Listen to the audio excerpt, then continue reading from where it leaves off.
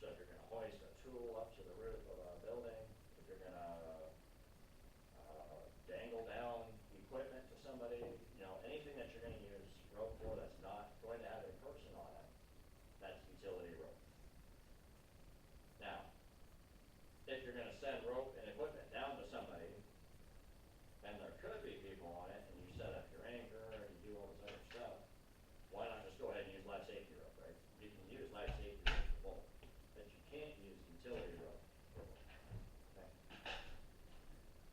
So there's two types of ropes used in rescue. There's static curve, dynamic curve mantle. And I'm not going to go into great detail about this because you guys have already covered all this at one point or another in your career, but it has to do with how the board is made and then how the sheathing is made. And then one stretches and one doesn't, like it says on the screen. Static rope is a low stretch rope. Dynamic rope is a high stretch rope. Which one do you think you'd want to use in high angle rescue?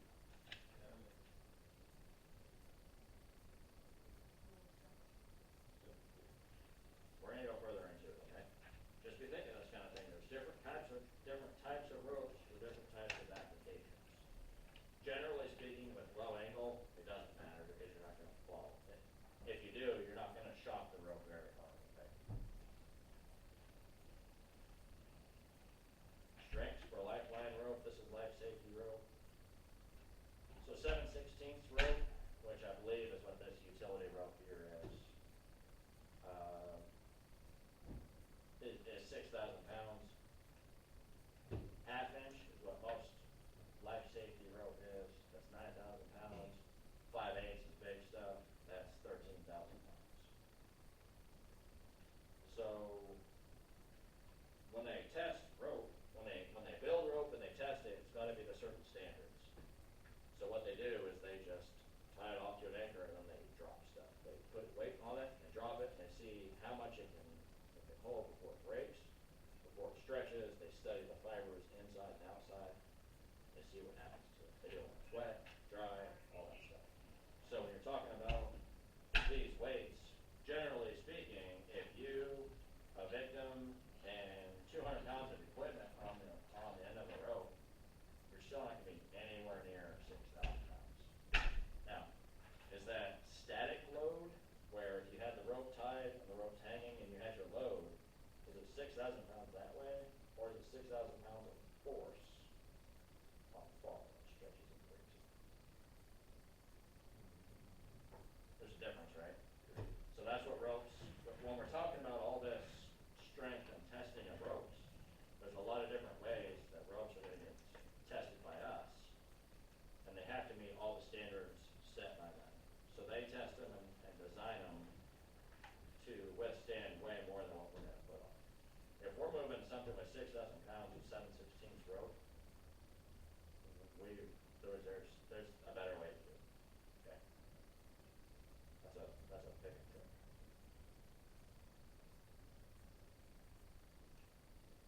Okay, rope classifications per NFPA. And there's a lot of different standards out there. There's NFPA, which is kind of the gold standard. There's a lot of rescue company standards.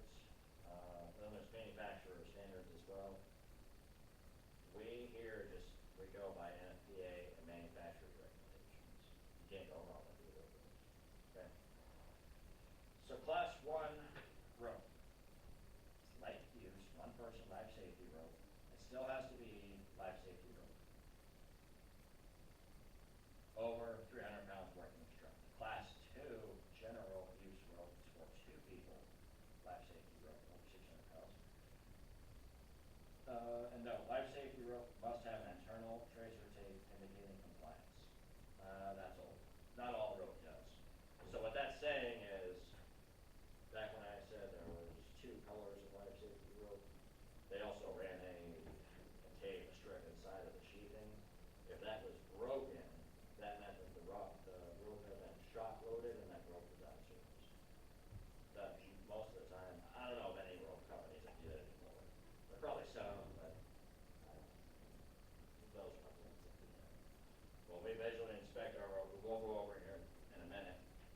there's things to look for that you're gonna know whether that rope's been damaged. Okay. But there's different classes of rope, but they're gonna be used. Generally speaking, if you have ½ inch or bigger with a high tensile strength, it's already gonna be generally used rope. We can put multiple recipes on it. Okay? And again, the difference between low angle and high angle. High angle, you're putting all of the load on the rope. So that really impacts the ropes we use, how many we use, and all that, right? If we're low angle, the rope and the ground are sharing the load. So you're not even close to maxing the load of the rope. It can be used for quite a bit more hauling when you're in low angle. Inspection and care, manufacturer recommendations. Inspect by looking and feeling. New ropes inspected. Rope log, rope should be retired based on experience and good judgment using protection education. Store it in accordance with manufacturer's recommendation. Keep it out of the sun, heat, exhaust. Rope can be washed by hand or with a commercial rope washer or a laundry. Don't put rope in a laundry washer, okay? Don't do it. Just don't do it. You're going to screw that rope up. Somebody's going to come along and try to put it in the dryer, and then that rope's free. So how we're going to inspect the rope, and we'll just go over it now. It's really easy. After we do training, after we do a call, usually after every time it comes out of the bag, we're going to inspect it, okay? That rope has to be trustworthy for the next people that come along. So it's simple. You just start from one end. You make sure the end is still, and this is utility rope, guys.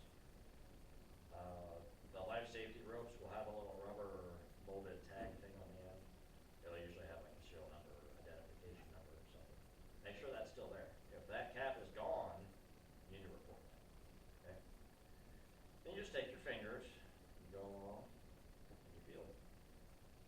You're going to feel the inside, the mantle. If there's any lumps or depressions, that means that rope is damaged in that spot. If there's any frays, tears, cuts, that rope's damaged in that spot. If it's soil, then oil, gas, some petroleum-based product like that, that section's going to be out of service. Okay? Just go along the whole end, from end to end, down the whole thing, even if it's 300 feet, and check it. If you find any defects, you report it. If not, great, cool. We keep rope logs. Every time the rope is used, it needs to be logged. Now, if you pull it out in the bay and you set up a Z-rig on the bay floor, you don't put any load on it in any way, it's clean, it's dry the whole time, it's going to be okay. Inspect it, put it back in.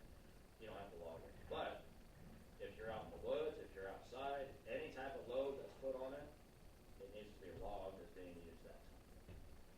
We have to track how old the rope is, how many times it gets used, and what it gets used for, and when it's in service. Okay. Any questions on checking the rope? The hardware is the same. You just pick it up, put hands on it, put eyes on it, check everything, make sure the pulleys swivel, make sure there's no debris stuck in them, anything like that. One thing that I could recommend to you, you don't have to, if we use this rope out in the woods, say next to the station, what's on the ground out there? Rocks, ticks and sticks, thorns, grass, all kinds of junk, right? If you're running your fingers down this and there's thorns in it, you're going to get poked. So you might want to wear gloves. If we're on a call and they kind of just wadded it all up and set it down, I would use gloves because you don't know what's in there. As you're running your fingers down this, you're going to get poked by a thorn or something. So you can wear gloves if you want. Okay.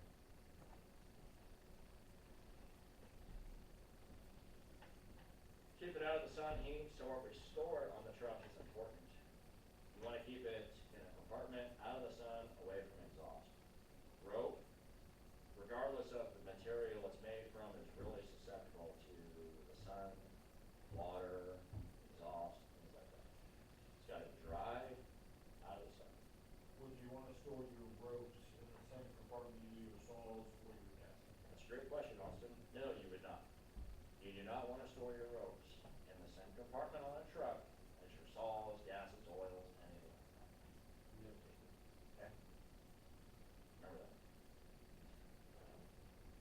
Any questions about inspection and care? Guys, I know this is really boring stuff, but it's also really important. If you're going to use ropes, if you're going to tie it and hang somebody down a cliff or whatever,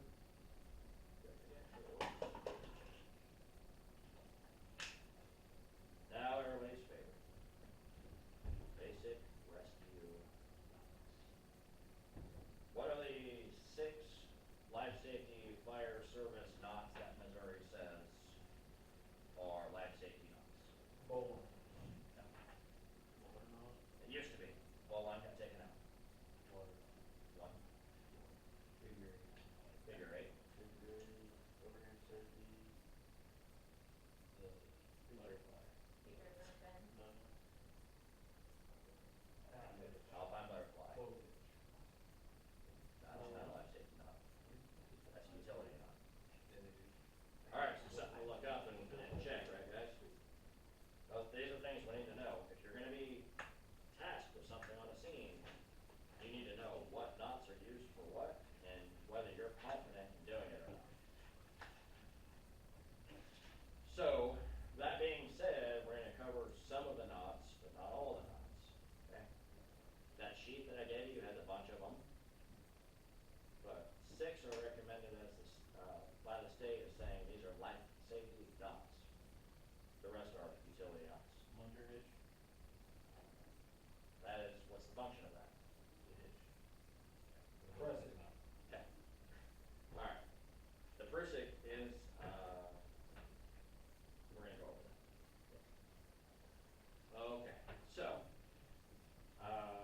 now when you get taught by different rescue companies, like, Rescue 3 International does the water rescue stuff for us. They're gonna recognize knots that are used for water. It's gonna be, different rope companies, different rescue companies that say these knots are preferred for high angle. Just be familiar with the basic ones that we teach. You're gonna be okay. Outside of that, you're probably gonna be outside of your scope anyway. You're probably not gonna be doing it regular until you're certified. Alright, so don't get intimidated by knots. I know some people get frustrated with them. We're gonna work through it. So the overhand safety knot, used with all letter knots, it's a safety knot. Anytime we tie a knot, especially in the life safety world, what follows that is a safety knot to ensure the tail doesn't slip through. And it shows everybody that somebody that rigged it was confident to do it. The water knot used to join 2 ends of webbing. Okay? Can you use a water knot with rope? No. It'll slip apart. The water knot is only for webbing. Which I'll bring webbing up. We'll have webbing when we bring all the hardware up. And bowline, this says it's used as a rescue knot or hoist tools. In Missouri,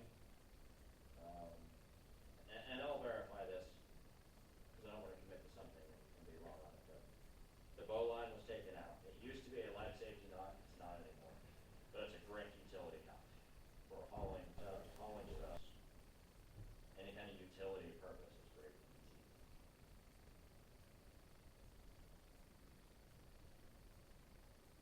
Okay. The clove hitch. Pretty sure everybody in here knows how to do the clove hitch, right? We practice it monthly. I personally recommend, and I don't do it myself as much as I should, I recommend that everybody put hands on ropes once a month. Try to do that. That's your own personal devotion to ropes, but just go through, every station has practice ropes, practice a couple knots, and play with them, be familiar with them. Because when you're on a scene, pressure's gonna be on. People are gonna be staring at you, watching you, you need to be ready. Okay? So the clove hitch, we've all done. You can go around an object or over an object. Double fisherman, used to create a Prusik hitch. That one gets used a lot.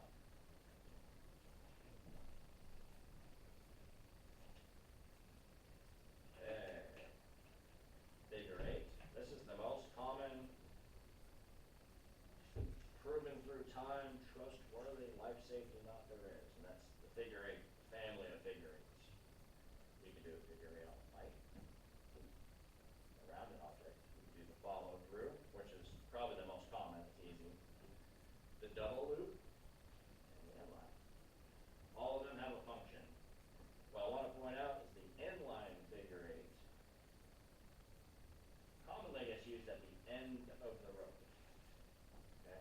So if you put a rescuer, you've got your rescue, you've got your anchor point, everything over here, you run your rope down, and you got your rescuer going down to your victim, that end of the rope stays with the rescuer.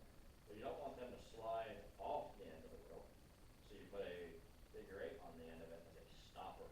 It's commonly what it's called, a stopper now.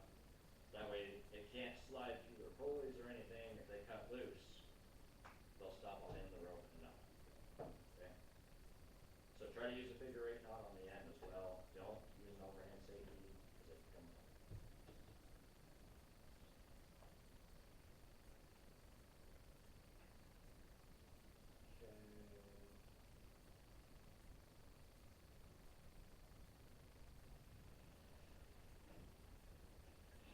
Okay.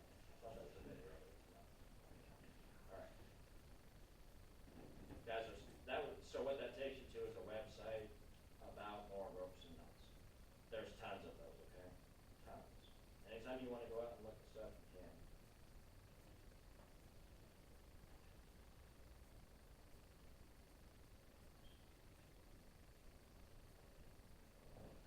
Okay.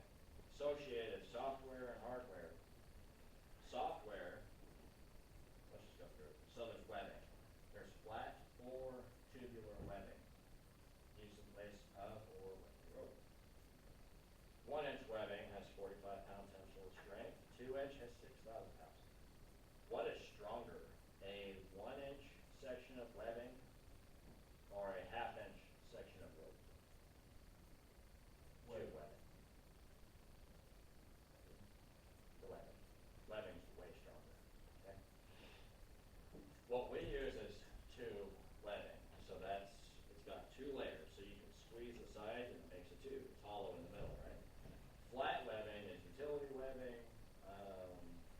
We don't really use that for anything. It does not have a good tensile strength.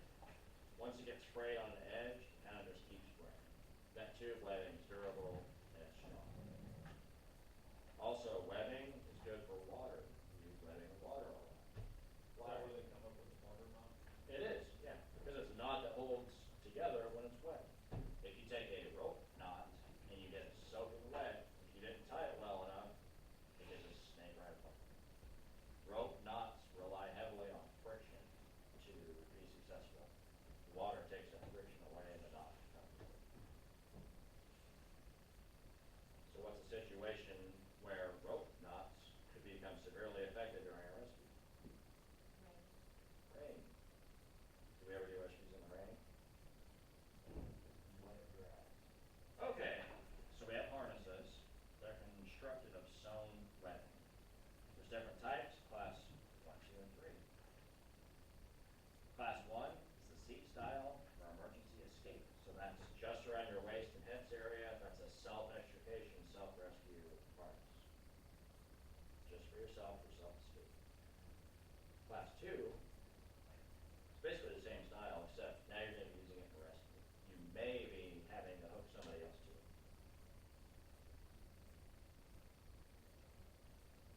Class 3, full body, which is what we carry on our trucks. Some of the newer guys, have you tried those on at all yet?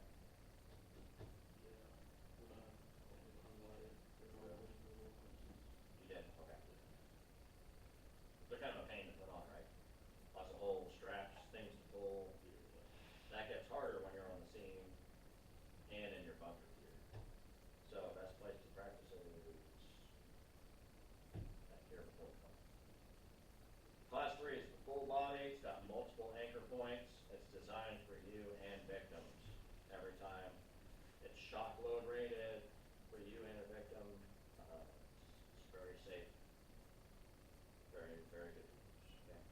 We need to be using those on rescues. Now what happens when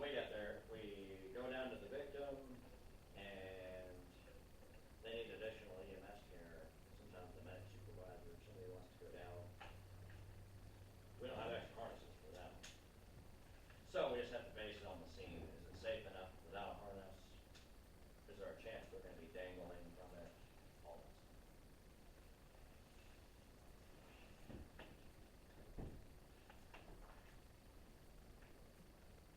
So that's the software, harnesses and webbing.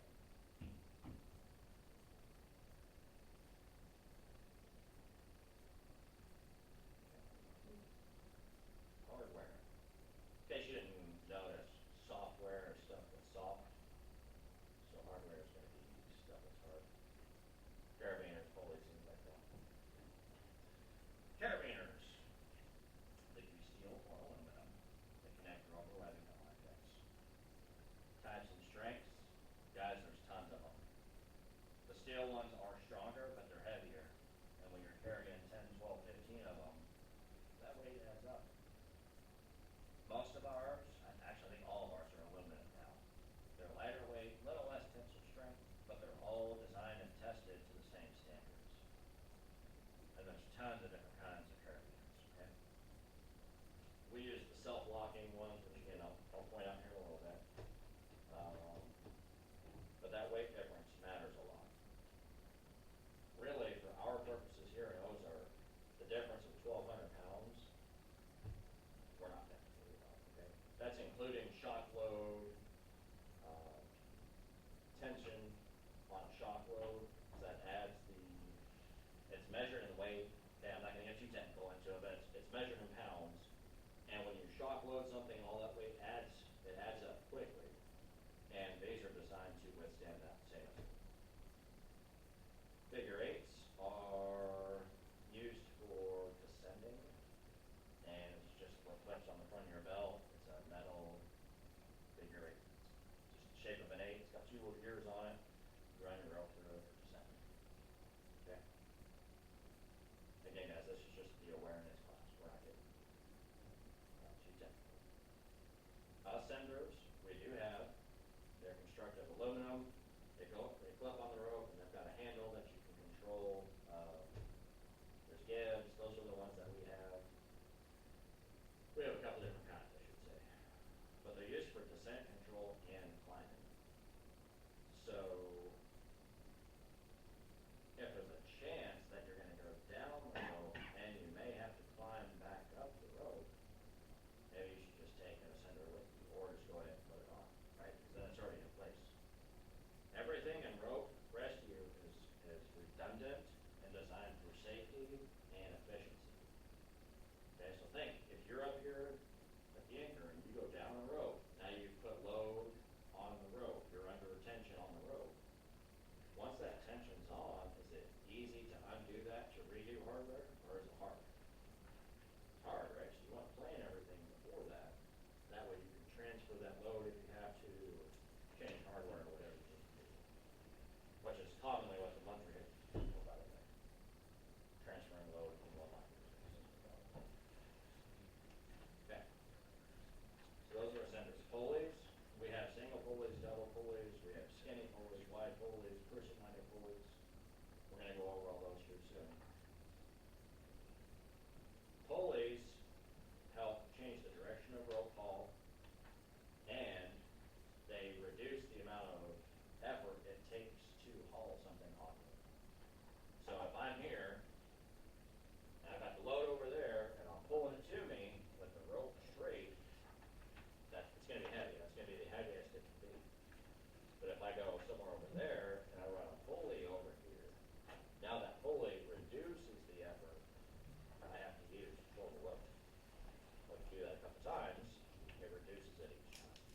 And that's called a hauling system. That's what we're going to go over later.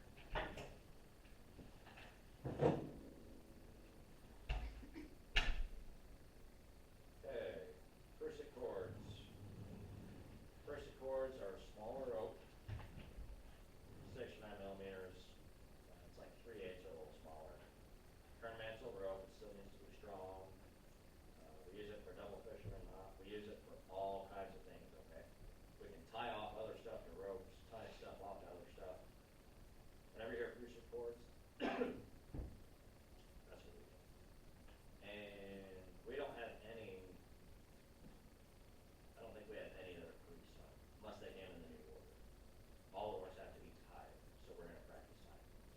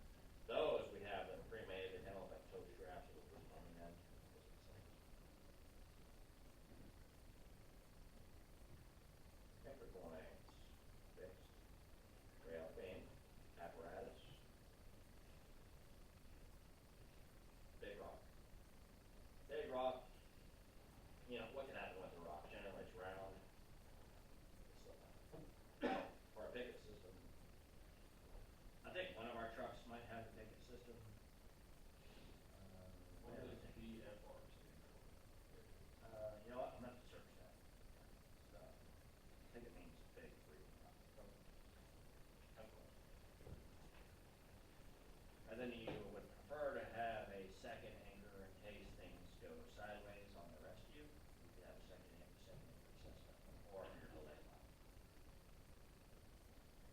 So on an apparatus, would a handle on the side of the truck be a good anchor? If somebody tells you to go to the truck and find an anchor point, what are you gonna look for? Closing bumper. Like what? Tow hooks, spokes on the tires. Tow hooks. There's a difference between a tow hook and a tow loop. Has to be a closed loop. It has to be a closed loop. If you use a tow hook, the rope can slide off. Okay? So it's gotta be a loop. It's gotta be, whatever you attach to has to be closed. It cannot be open, C-shaped, hook-shaped, anything like that. So maybe a wheel, axle. Some of our new trucks built Honda specifically for this sort of thing. But when you're choosing your anchor, it's gotta be a smooth surface so it doesn't damage the rope. So on wheels, a lot of times they have a kind of sharp edge on them. You don't wanna put rope on that, because once you load it with a lot of weight, it's gonna start cutting into that rope in your systems like that. The picket system is a series of spikes that you can drive in the ground at an angle. You tie each one together and it anchors your system to the ground. That's only rated for a certain amount of weight, but when you don't have an anchor available, it's useful. It does have a lower weight rating. You can't load those as much as some of those. On something like that, can you use homemade stakes for pickets, or do you want to use?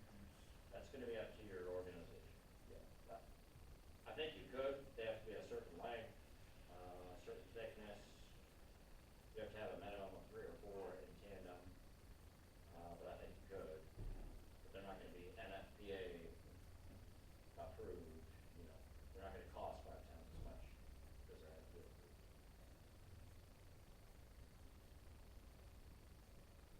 Okay, there's a picture of the picket system. Those tall spikes are the pickets. You just pound them into the ground with a sledgehammer.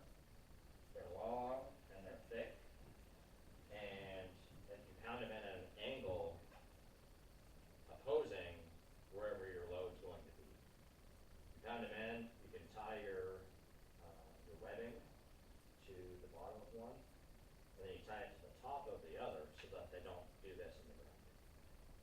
Is that a ratchet strength breaker? It is. Is that approved? No, I would not use it. You wanna know why? What's on the end of this ratchet? Hooks. Open-ended hooks. Those could slip right off. Or somebody could bump into it with their coat. If you're walking by and the hook gets hung on something, snap it right off with it, okay? Now, you could use a carabiner at the end. That's a closed loop mechanical device. Life safety, it's gonna attach, you can do that. But an open hook, I would not do. What is a benefit about the ratchet though, is if one of these comes loose, which they usually do, especially if it's muddy, that ground is soft and they move, you could take some of that looseness out, you could tighten those back up.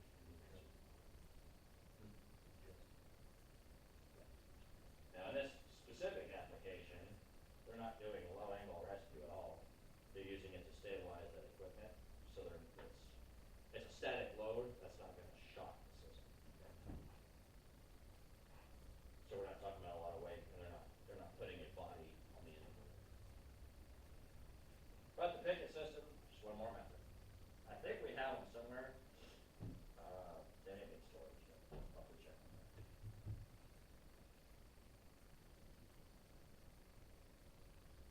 Okay, as we talked about, these are different types of ways to attach to an anchor. So for a single point, you can use a tensionless hitch, wrap 3, pull 2, figure 8, follow through, or there's commercial straps. What we have in our bags are commercial straps. They're like little 3 or 4 foot long. They look like toe straps with loops on the end. They're designed specifically to be anchor straps. Okay? But you can use webbing. You can use tube webbing. All you have to do is take your webbing, tie it into a loop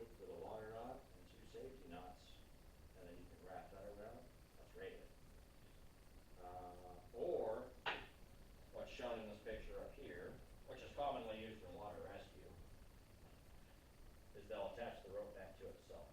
So they'll find a tree, and they'll wrap it at least 4 times. They've gotta be neat, flat, they've gotta be in a specific direction.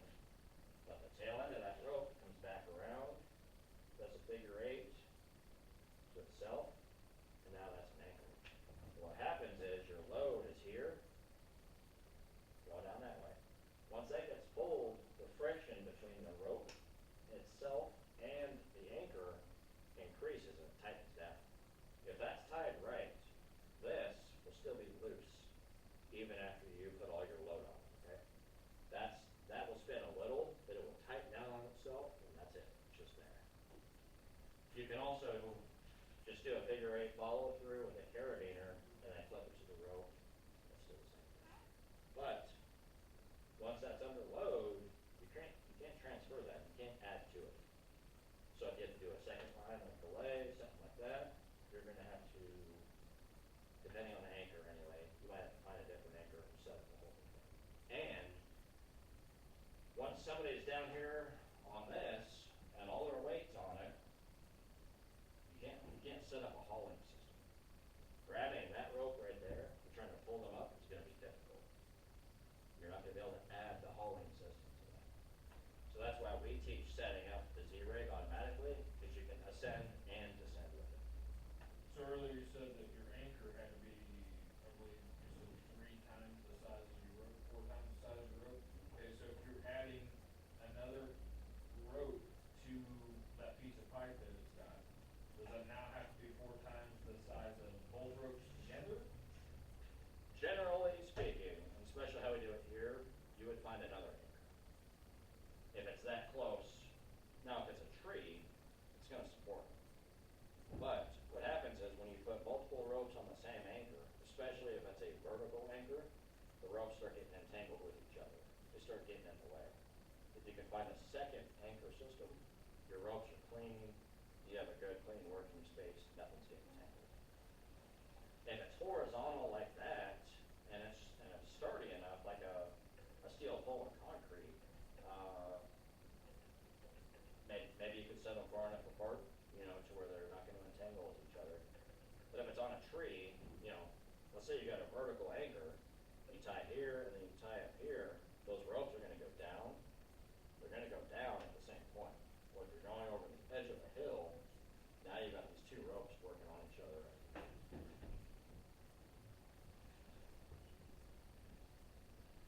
Any questions about anchors? Why can we never use a group? The girth edge is not a life safety net. And the girth edge can slide laterally. So if you pull on that one to the left or right, it's going to slide. Then your SGR on the end is going to be pretty not happy. The last thing the rescuer on the end wants to do is feel the rope slide. So there's different ways you can set up load sharing, multiple anchor points. This has different applications for different needs. Maybe your load's going to be moving laterally left to right a lot. You might want a load distributing system. Maybe you have like a couple small anchors, and you're not sure if they're big enough or not, or you just need more. You can combine anchors together with this load sharing. So then would you just need an anchor that was 2 times? Sorry? Do you need an anchor that was just 2 times? If you're sharing the load instead of 4 times, one anchor could be, I think in theory you could. You gotta be desperate though. Because if one fails, the other's going to fail. Because then it's not rated for whatever you use it for. And some of these guys, it takes a long time to rig these and set these up. If you don't have to do it, then don't do it. There's some rope guys that'll show up and they go straight to, okay, we have to do Z-rig, we have to do this, we have to do that. They spend 10 minutes rigging. Maybe all you really need is just a belay line to go down, assist the person, and come back up. Save time and effort and all this stuff. Okay, there's a bunch of critical angles with anchors. And this is mostly with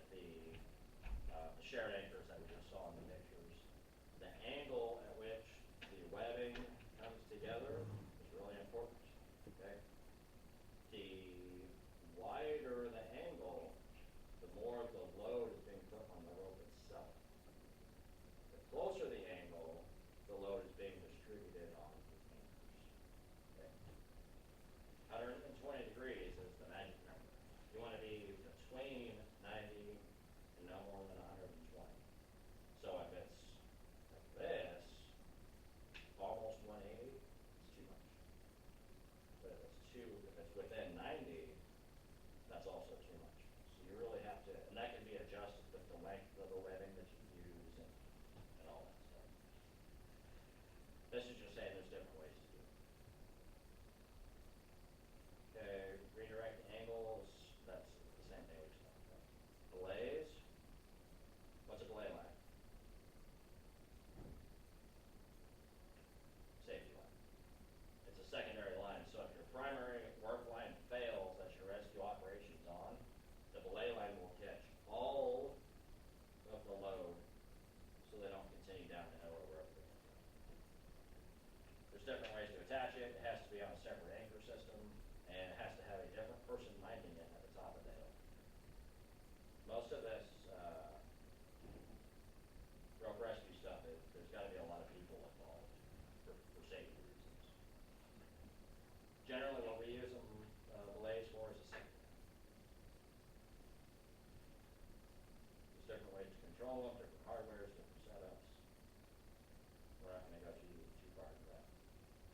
The fall factor, you never want to have more rope out than the distance of your victim to the floor, or your rescuer to the floor, or the ground, or the obstacle. If they fall and they swing, are they going to swing above the obstacle, or are they going to swing into the obstacle? Why is this important? Well, you don't want your rescuer to go splat, right? But also, if you've got a victim in a Stokes basket with a broken pelvis, and you're trying to fix that in the air on the slope, and they fall, now you've injured the patient more. We're not really even helping. Okay? Use the appropriate length of rope for the appropriate task.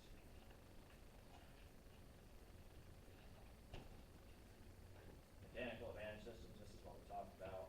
This is a hauling system, a 3-to-1. You can do a 2-to-1, it doesn't really help much. 3-to-1 is kind of like the minimum that you want to set up. You can go 4, 5, 6 now.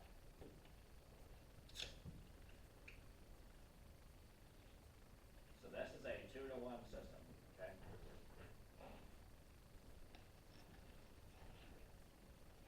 So here is the end of the rope. What's the end of the rope called where the rescuers are? That's on your sheet. Working end, okay? So your load is here, your rescuer's here. This goes all the way up to the top of the hill where the crews are. Then they're going to pull this one back, best they can, back the other way to haul up these people. So the pulley reduces the amount of weight they talked about with that pull. Remember we talked about that? One pulley, this is a 2-to-1. This rope right here is the crucic. It's being used as a brake. And right now it's tying off the load so it can't go down. It can't move. Locked. Stationary. Okay? So that's just a basic 2-to-1. It uses one pulley.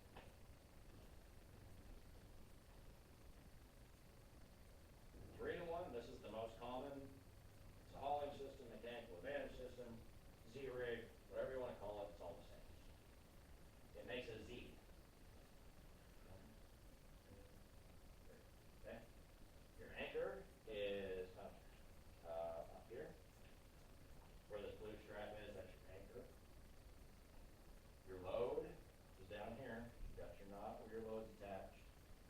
So it comes up to a pulley, it goes through a second pulley, and then up to the rescuers at the top of the hill. That's what they're going to pull to haul up with. Now that they have 2 pulleys in play, it's a lot easier. And then there's crucics. These are just cords with a double fisherman knot. They get wrapped around and tied. They get used for brakes, tie off points, different kinds of things. That's what we're going to practice here in a little bit. Hauling system. You can also descend with it, and you can ascend with it. very universal, very easy to set up. In fact, every truck has a bag you've seen that has a pre-rigged Z-rig in it. All you have to do is pull it out, lay it out, hook it up, and it's ready.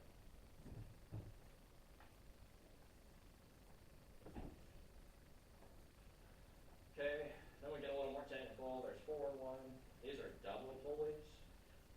So up here, that red and blue, actually, let me double check. We use single pulleys on our hauling system to make it simple. You can use double pulleys. That's where you can run 2 ropes through the same pulley, double pulley. That further reduces the effort you have to haul. The way they've got it set up here, sort of like a block and tackle system. There's disadvantages to this because once the load is on it, it's hard to transfer that load if you have to. 6-to-1 gets more technical. It's almost like 2 Z-rigs combined. Compound 9-to-1 gets even bigger. All these have different applications for different things. You can go as complicated as you want. The Stokes basket.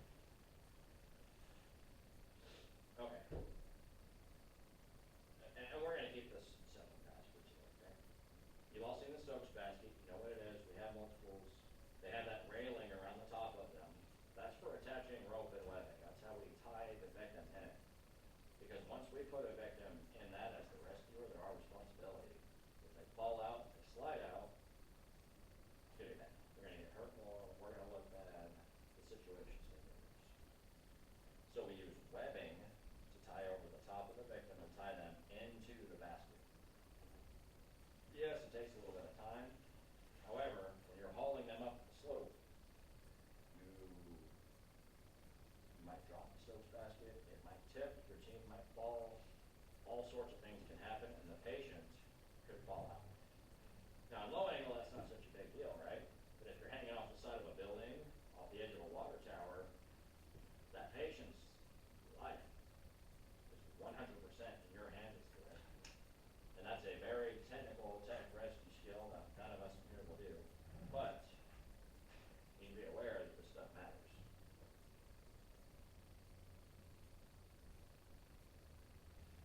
Okay, basket lowers. They use when a victim needs to be picked off.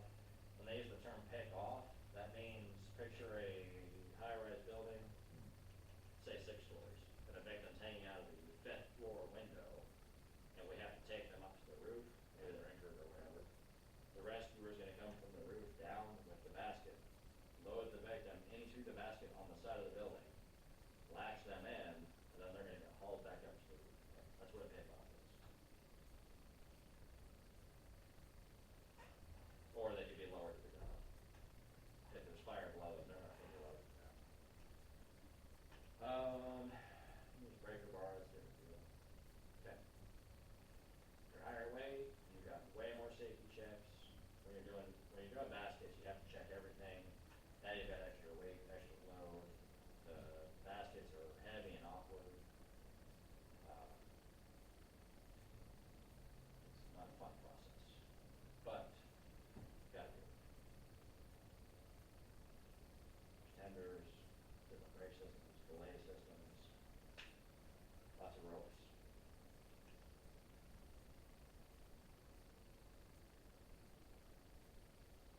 That's one way to rig up a patient or a victim in a Stokes basket if you're going to haul them up. The blue line going off is the belay line. Well, actually, I can't tell that picture. There's different ways that the rescuer attaches to this assembly as well. That could be for the rescuer, it could be a tagline. What's a tagline? Yeah, it's a rope that we run from whatever we are hoisting to the ground, so people on the ground can help guide whatever it is. We also do that when we hoist tools up on buildings or a fan or whatever. And then the belay line is the safety line. So if the primary fails, the belay catches all of the load. That's safe. Why do I keep emphasizing all of the load?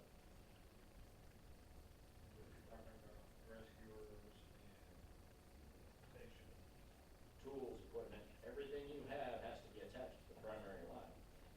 Well, however you attach that, the belay also has to capture everything that's attached. So if your belay, your safety line attaches to part of it, which means you didn't rig it right, and your primary fails, the belay line catches some of you, but some of the other stuff falls. Bad day, right? So you gotta make sure that you attach everything appropriately when you do that sort of stuff. That's a single line lower, the basket's on a single line, it can kind of teeter and sway and stuff. The preferred method is a double line, if you have the manpower and equipment, that controls the levelness of the Stokes basket, and it serves as the belay and the primary, okay? When that comes into use, especially in rope rescue, is if you're hauling a victim in a Stokes basket over a wide open area from one high point to another, like over a river. You can hook them on a line, they go across the river, but if the rope is going from a high point to here, you don't want the victim like this. They have to stay flat, they have to stay level. So you can adjust that with these two, the double line system, so they stay level. It's called a high line. Or if you had to go from the top of one building to the top of another, you have to do that. Okay, same thing, lower system, basket lowers, tag lines we just talked about. Patient care, okay. So, Newton's first law of motion, a body at rest will remain at rest. And a body in motion will remain in motion unless acted upon by enough force. Gravity will fall. Newton's law of conservation of energy. Energy cannot be created or destroyed. It can change form. Types of energy, mechanical, electrical, and chemical. Transfer of energy. Correct. So what we're talking about here, patient care trauma. Okay? So we're all familiar with secondary injuries, right? So the example that was just used was if you're in a car wreck, the car hits the wall, and then the person in the car hits the car, and then their organs slam against the ribs, for instance, okay? It's a chain of events. That energy is being transferred from one object to the next through the human body, causing injuries. It's the same way with rope rescue stuff. If you're on a rope and you fall and shock loaded, all that energy gets transferred into your body. Now, if you're wearing a harness, you're going to feel it as well. But your organs, if you fall hard enough, they're going to feel it too. And then you might slam against the rock wall, you might tumble down. Now you're going to have external injuries from the fall as well, okay? Not to mention whatever your victim has going on that you just learned. So common trauma injuries with rope. Let's go take a break. Before we get too far into getting that stuff. Take a break, we'll go back and finish this up.